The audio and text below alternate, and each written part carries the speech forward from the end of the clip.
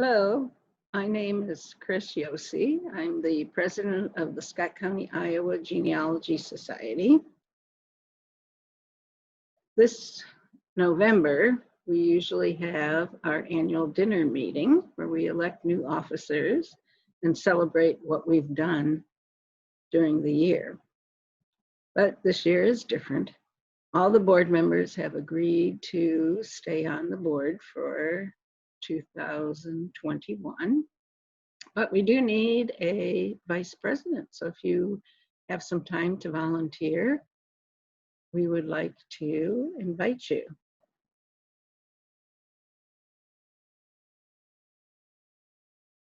Hi, I'm Ann Thomas. I'm a member of the Scott County Iowa Genealogical Society, and I am here to talk to you about freebies. That's one of my favorite things, and especially now with COVID so active, we want to make sure that we remain active even if we have to be at home. So, as fellow genealogists, we are all using our websites to the best advantage. And I wanted to show you a few websites that you may or may not be familiar with.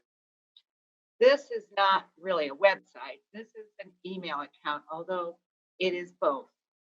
Eastman's online genealogy website or newsletter. You can go to this website and you can type in that you want to receive their newsletter. Their newsletter comes out, it used to come out until about a month and a half ago. It used to come out every day. Now he's only publishing once a week, although he is posting every day. So you can go onto the website, see his current posts, his past posts, and you can get a lot of information. The week of October 19th, he listed 19 articles, including Reclaim the Records, which is an organization, takes on the NARA, how to convert your home movie tapes to digital. Hundreds of Native American treaties are now available online, and new free historical records on family search. He lists what is recently been released. So this is all helpful information, and I just enjoy reading it. You might too. Another email that you can get, and this one is daily, this is the Genealogy Tip of the Day. The website is run by Michael John Neal. He was the speaker at the SCIGS meeting on May of 2019.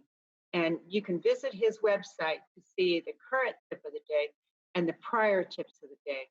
But you don't have to go to the website. You can sign up and he will send you a tip of the day every day. Examples of recent tips are grantor versus grantee deeds. Get out of your experience bubble. In other words, let's try something new. Do you really know what you have? The tips are usually relatively short, and you may find several tips that are things you already know, but perhaps you've forgotten. Another website you might enjoy is Family Tree Magazine, and they post a podcast.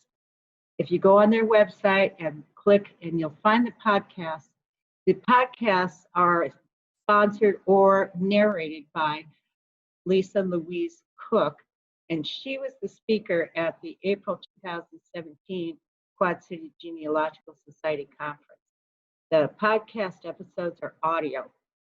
Recent podcasts are Decoding Grave Symbols, How to Capture Family Stories Before They're Lost, How DNA Tests Shape Our Identity of Family. And there's a lot of other, there are just a lot of topics, a wide variety, and it's free. You may or may not have tried the National Archives for some other purpose, but the National Archives runs an annual virtual genealogy fair. Unfortunately, due to COVID, they have not been able to do their normal October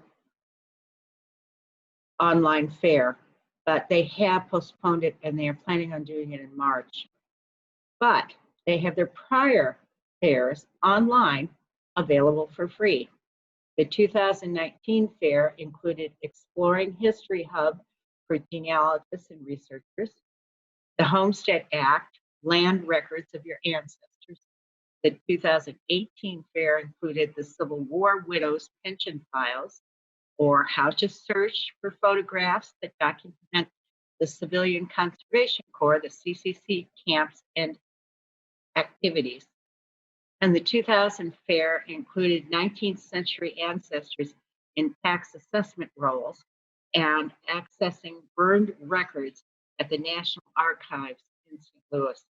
And in case you didn't know, there was a major fire there in the 1950s that destroyed tons and tons of records.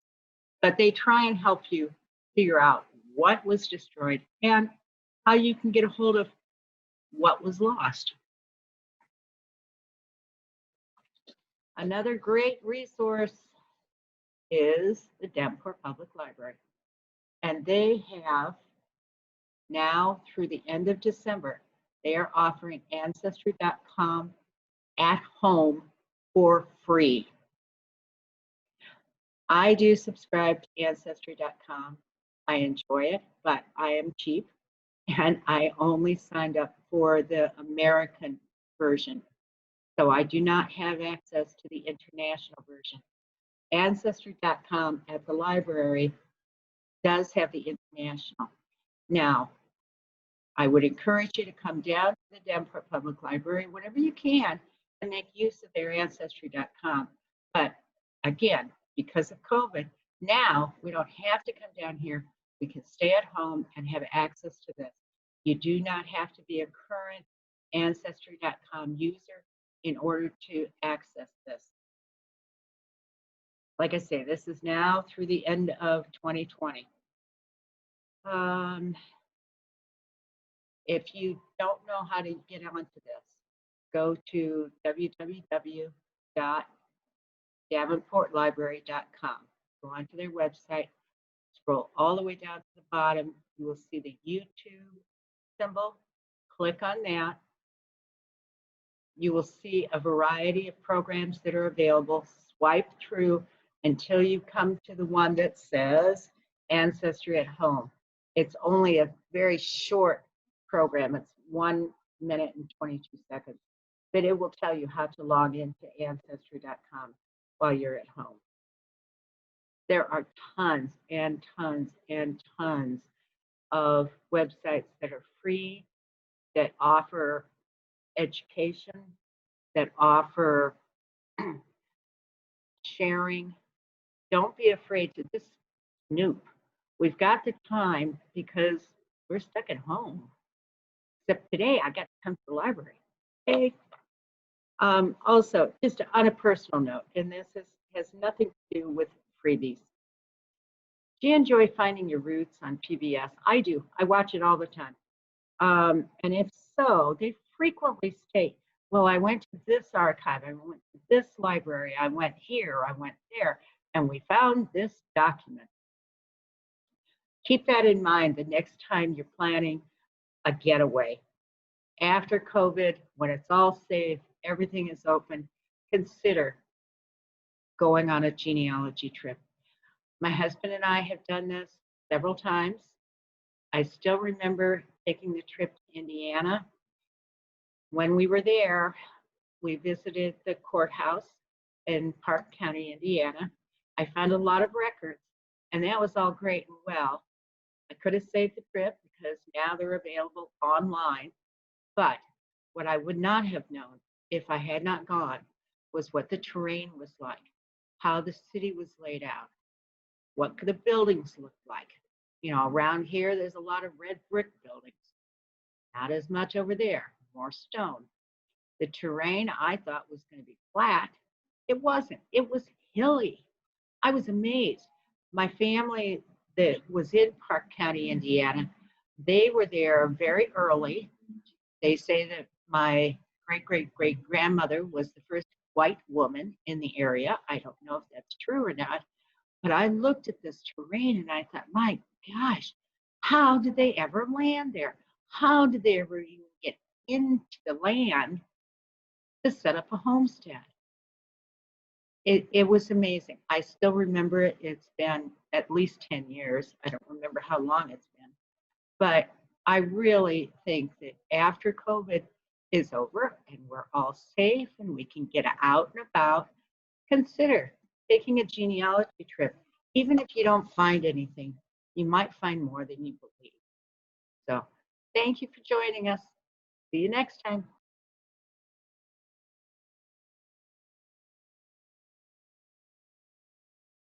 Hi, I'm Sandy from the Scott County, Iowa Genealogical Society, and today I'm going to talk about the FamilyTreeMagazine.com website. Though the premium membership is $37.97 for a year subscription, there are other things that you can get off of this website that are free. When you bring up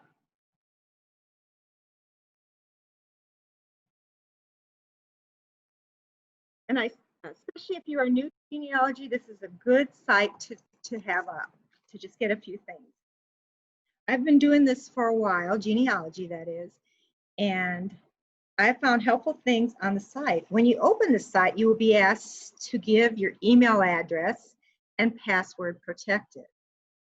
After you set up your email, you will be able to go in and check the site out using your password. You will receive emails with genealogy information every day from the site, just so you can be aware of that. The screen we have up now is the first screen you'll see. And you notice at the top, there are some different tabs. And we're going to start out going over to the 8th tab, Free Resources. The first column is Free Genealogy Forms. There's 5 generation charts in this column that you can print off for free. There's record worksheets, census worksheets, ancestor immigration forms, and I think there's about 25 forms that you can get for free. The second column is free quick reference guides. I found one that was very useful to me. It was common military acronyms. And when I brought it up and I downloaded it, one of the free downloads that I like, because if you're looking at military records, you don't always know what the acronyms stand for. And they have a sheet on here, a cheat sheet, that you can go to and download and print off if you want it. And it tells you what the different acronyms are for, which is really helpful if you're looking at military genealogy information. Back to free resources. They also have U.S. statewide vital records, sheets to help you with vital records from different states, German genealogy terms, Spanish genealogy terms, and there are some other ones in there too. Another thing I found really interesting is the free genealogy ebooks. Here are some of the ebooks that you can look at. These aren't real long. They're only probably 24 pages or so, but they just give you a quick reference to help you in your search. There's 23 secrets to organize your genealogy, 48 Ancestry.com search tips, how to find your ancestors using military records, preserving old photos of your family history, 30 family history writing prompts, surnames, family search tips, surname origins. The secrets to organize your genealogy, let me give you a quick look at what it looks like. Here's that book, and I found it really interesting. You know, as genealogists, we all have a lot of papers and computer files, and this just kind of nudged me that, hey, I better do a little bit better job at organizing my genealogy. They also have in their ebook section Here's your 48 Ancestry.com search tips. Preserving old photos. And this site changes every day, so they're not always going to have the same books up that you can get to for free.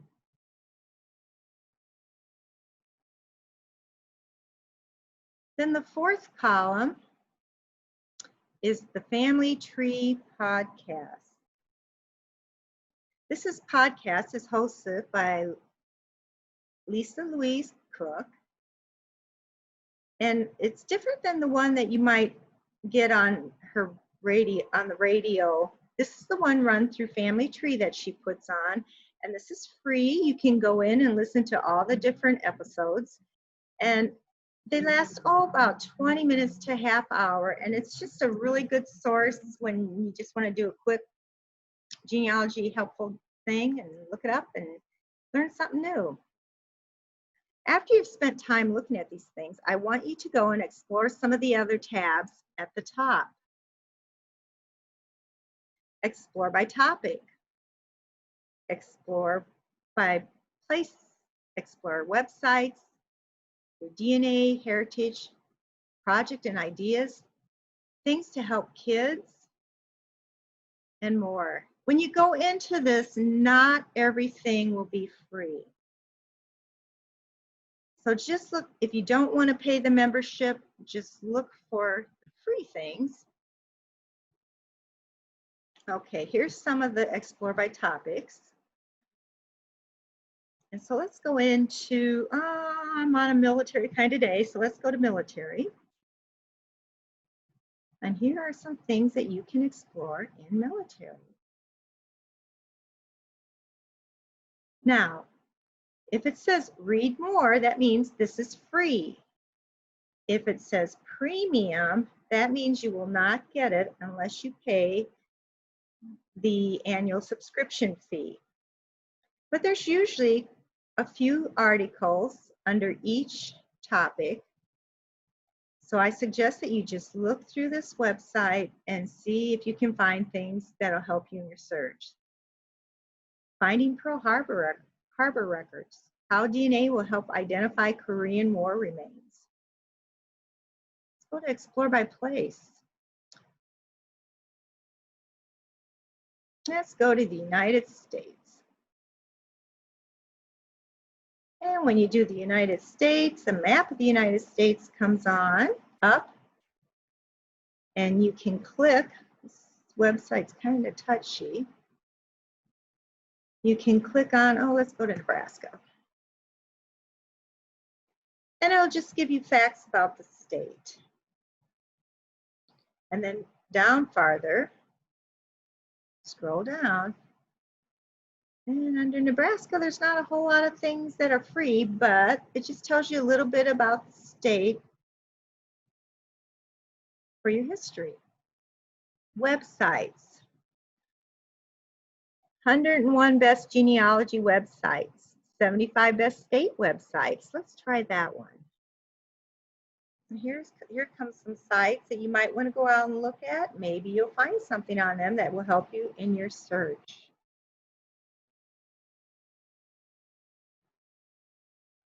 I personally have not paid for a premium membership, but I might someday. This site was just a fun way to spend a few hours with genealogy. Thank you. Have a good day.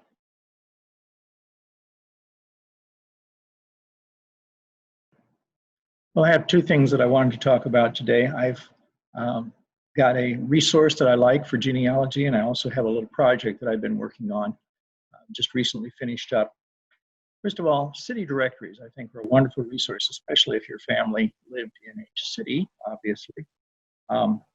I have a particular city directory resource that I'm very fond of.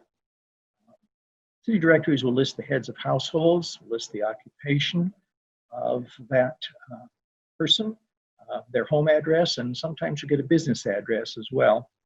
And you can also find where the head of household is a widow, so you have marital status. And you can find the term gentleman, which I think generally refers to a retired person. Older city directories can have older cities can have directories that go back into the 1700s. For example, New York City has a business directory that dates from 1786.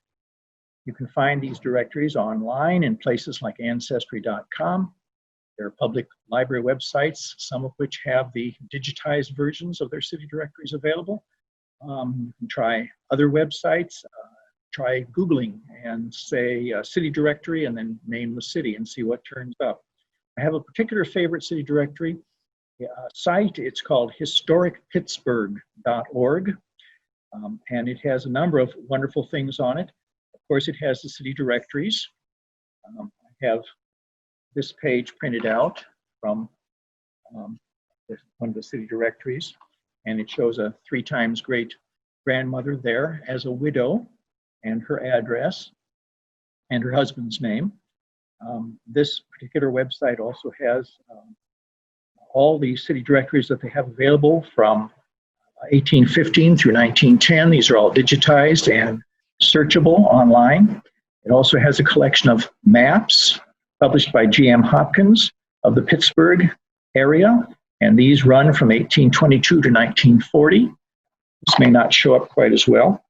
This shows where my great-grandparents lived in 1899. And they have a collection of digitized publications about Pittsburgh, which include things like church histories, business histories, and social organizations publications. This site was then very helpful to me in researching my family that lived in Pittsburgh from about 1820 to about 1904. Now, the other thing I wanted to talk about was a recent project, genealogy project that I've been working on. And this was a box of letters that my dad gave me, a number of years ago. And I really didn't know what to do with them. I kind of put them in chronological order as best as I could and put them in an acid-free box and stuck them on a shelf in the closet. And they sat there. Eventually, Dad passed away. And finally got around to looking at those letters and reading them and transcribing them. I got them all typed out and online and printed out as well. Most of these letters were written by my dad, who was in the Army Air Corps during World War II and served in Italy for about a year. And he sent them back to my, well, not at the time mom, but future mom, who saved them. And after she passed away, Dad saved them and gave them to me, as I said. And there were some kind of interesting things in them. Once I got to actually reading through them, one of the letters was from one of my dad's 5 sisters, who was an Army nurse. She had been serving in England and then later in France. And she had a chance to visit the Buchenwald concentration camp shortly after it was freed from the Nazis. And she wrote Dad about it, and he relayed some of this information to his girlfriend, my future mom, which was interesting.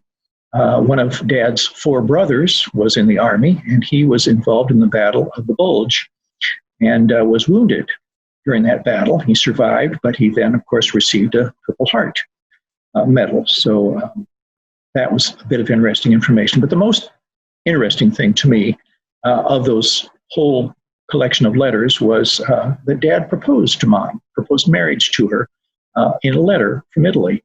And she accepted by letter, and then he acknowledged that acceptance and his pleasure in that news by another letter.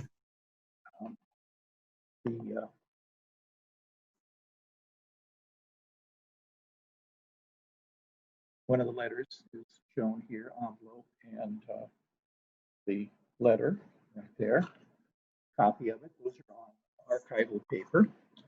And after he left Europe during the war, he was given a 30-day leave, and that resulted in their marriage. So anyway, what to do with all these letters sitting in a box on the closet shelf? I found a Veterans History Project, which I think was associated with the Library of Congress, and they archive materials like this. I contacted them by phone and got a nice lady on the phone who gave me some information about a email address to contact with a question I had, and I wrote them and didn't hear back. So they sat a little bit longer. finally, I came across the University of Iowa website. And since Dad had been a student at the university for 3 years before he went into the Army, and a year after he got back and discharged, he went back and finished his degree, I thought, well, the University of Iowa. And indeed, they had in their collection some other letters by soldiers from World War II. And I thought, So I contacted them, and by golly, yes, they were just thrilled to have this collection. And so I boxed it up with an explanatory note and sent it up to Iowa City, and that's where those letters now reside and will be available for future researchers to give a snapshot of life between about 1938 and 1947 in Iowa and during World War II in the Army.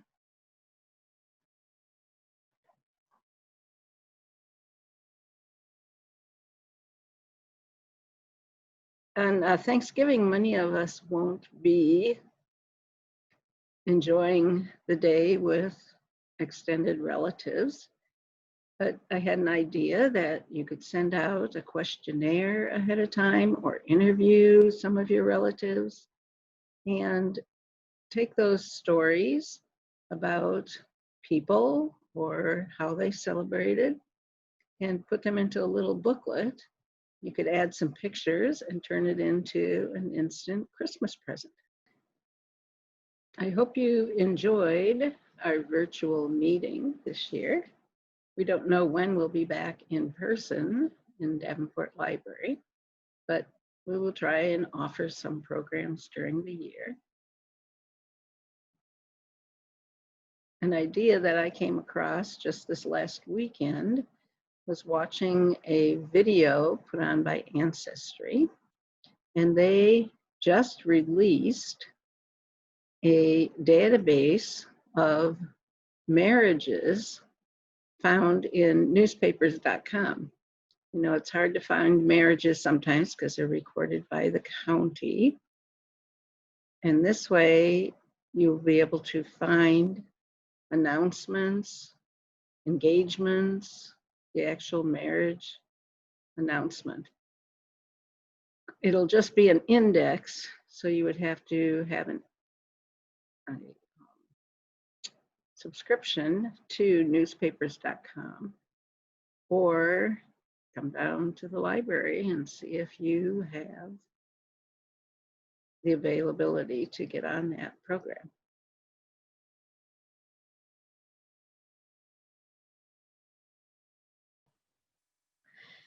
Hello, SCIGS members and friends. Thank you for joining us in this online video in lieu of an annual meeting. We just wanted to share a few facts and fun things with you since we can't meet in person. So down at the library at the Richardson Sloan Special Collection Center, you guys can still come in. It is by appointment only for only 1 hour. But you can do genealogy and local history research here. But if you guys don't feel comfortable coming down, or if you're a little bit far out and you don't want to come and visit us in person, we can still help you remotely. So you can call us or email us or contact us through our website. So you can still ask those genealogy and local history questions if you'd like. We also have this really great opportunity for folks. If you do have a Davenport Library card, you can access Ancestry Library Edition from home.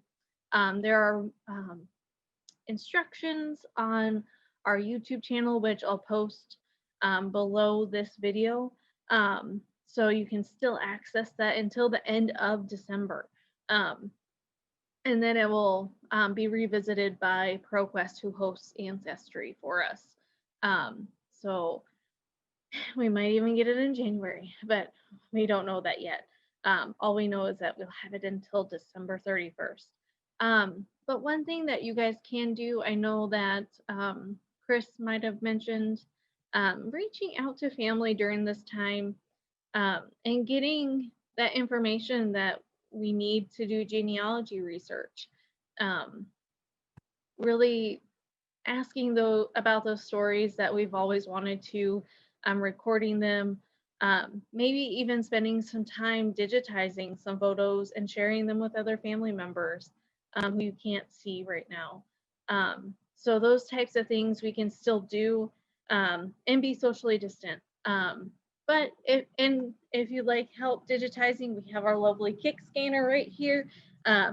Library staff members would be very happy to help you during that while you're trying to scan those. But that would be the same as the appointment schedule. So you guys can still come down based on that appointment.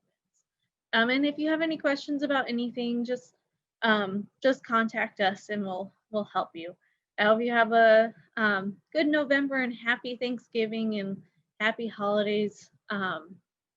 So thank you. We hope to see you down in special collections sometime.